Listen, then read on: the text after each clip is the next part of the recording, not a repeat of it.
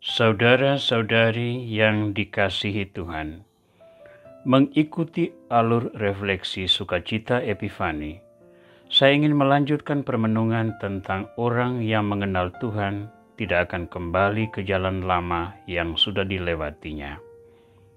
Dalam episode ke-119 ini, kita akan mendalami lebih jauh apa pembaharuan diri orang-orang yang mengenal Tuhan dan disentuh olehnya. Sesungguhnya banyak tokoh Alkitab yang berada dalam koridor renungan kita.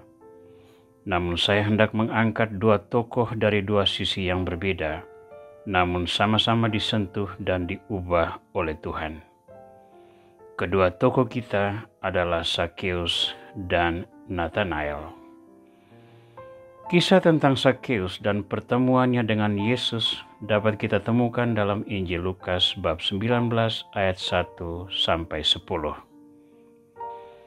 Yesus masuk ke kota Yeriko dan berjalan terus melintasi kota itu. Di situ ada seorang bernama Zakheus, kepala pemungut cukai. Ia seorang yang kaya. Ia berusaha untuk melihat orang apakah Yesus itu, tetapi ia tidak berhasil karena orang banyak sebab badannya pendek. Maka berlarilah ia mendahului orang banyak lalu memanjat pohon ara untuk melihat Yesus yang akan lewat di situ. Ketika Yesus sampai di tempat itu, ia melihat ke atas dan berkata, "Zakheus, segeralah turun, sebab hari ini aku harus menumpang di rumahmu." Lalu Zakheus segera turun dan menerima Yesus dengan sukacita. Tetapi semua orang yang melihat hal itu bersungut-sungut, katanya, "Ia menumpang di rumah orang berdosa." Tetapi Zakheus berdiri dan berkata kepada Tuhan, "Tuhan, setengah dari milikku akan kuberikan kepada orang miskin. Dan sekiranya ada sesuatu yang kuperas dari seseorang, akan kukembalikan 4 kali lipat." Kata Yesus kepadanya, "Hari ini telah terjadi keselamatan kepada rumah ini, karena orang ini pun anak Abraham. Sebab anak manusia datang untuk mencari dan menyelamatkan yang hilang." Sebagai pemungut cukai, Zakheus masuk dalam kategori orang yang tidak disukai. Ia kaya raya namun tidak mendapat simpati. Kisah tentang Yesus agaknya sampai ke telinganya. Ajarannya yang istimewa, perlakuannya yang penuh kasih kepada orang berdosa, perhatiannya kepada orang-orang sakit dan menderita. Sosok Yesus sangat menarik. Karena itu Zakheus hendak melihat seperti apa orang ini. Kesempatan itu datang ketika Yesus tiba di Yeriko. Zakheus melupakan semua atribut diri sebagai orang kaya.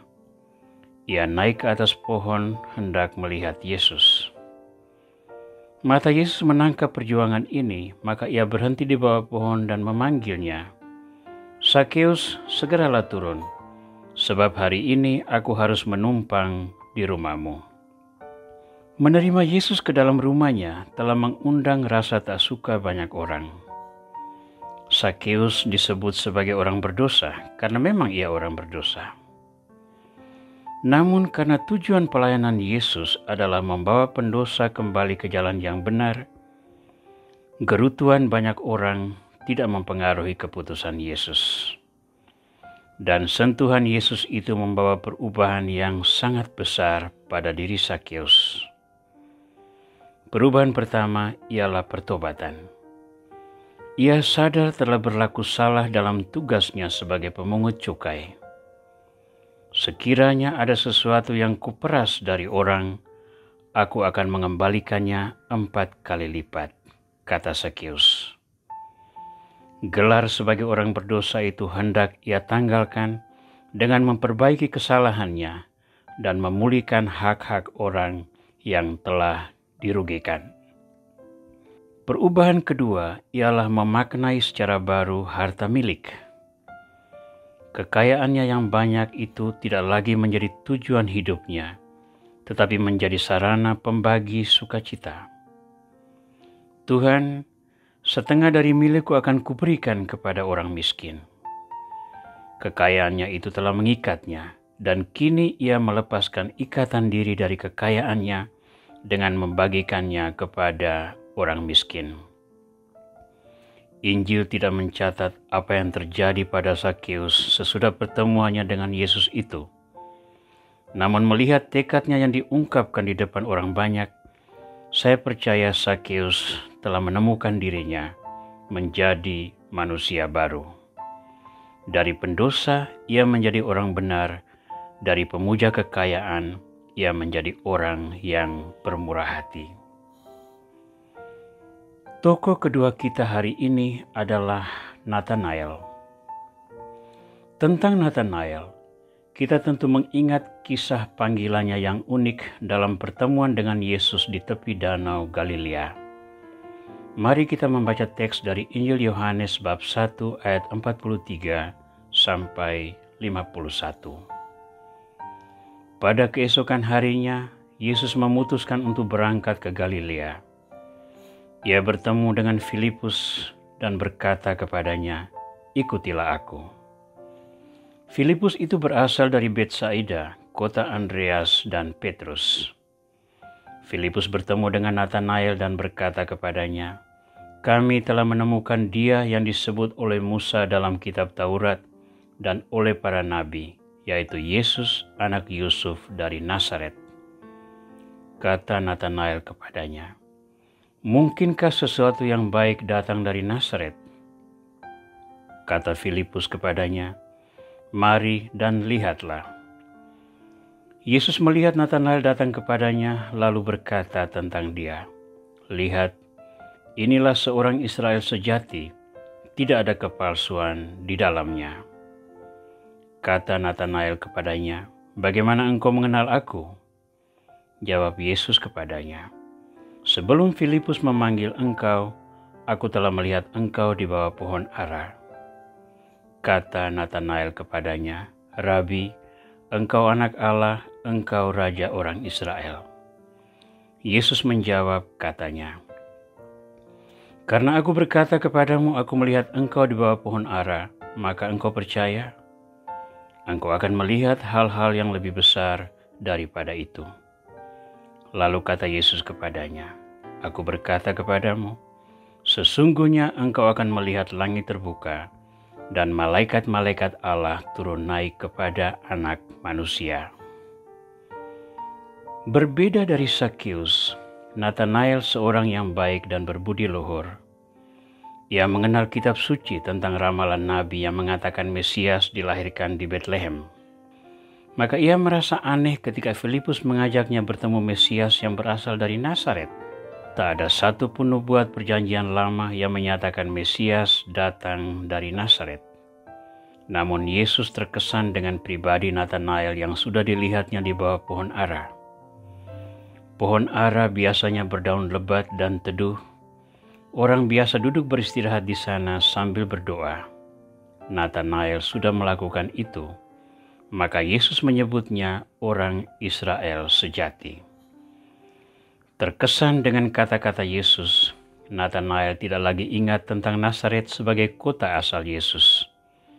Yang ia hadapi kini adalah rabi yang penuh karisma yang mewartakan kebenaran.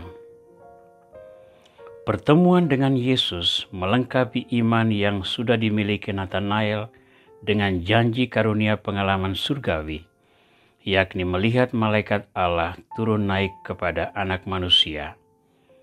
Nathanael pun berubah menjadi pribadi yang menghargai karya Allah, bahwa itu bisa terjadi dimanapun dan pada siapapun. Saudara, kita belajar dari dua tokoh Alkitab ini. Zakheus sebagai orang berdosa yang berubah, dan Nathanael sebagai orang benar yang mengalami kepenuhan iman. Sebagai orang berdosa, kita mulai dengan pertobatan. Tobat sejati akan menuntun kita kepada kemurahan hati, karena apa yang kita miliki menjadi alat Tuhan untuk melayani sesama. Seperti Zakheus mendermakan separuh hartanya untuk orang miskin, Kita perlu mewujudkan tobat kita dengan memanfaatkan harta milik untuk berbagi sukacita dengan orang yang membutuhkan. Kemurahan hati ini akan menuntun kita kepada penghargaan terhadap orang apapun latar belakangnya, budaya dan ras, serta status sosialnya, seperti yang dilakukan Nathanael.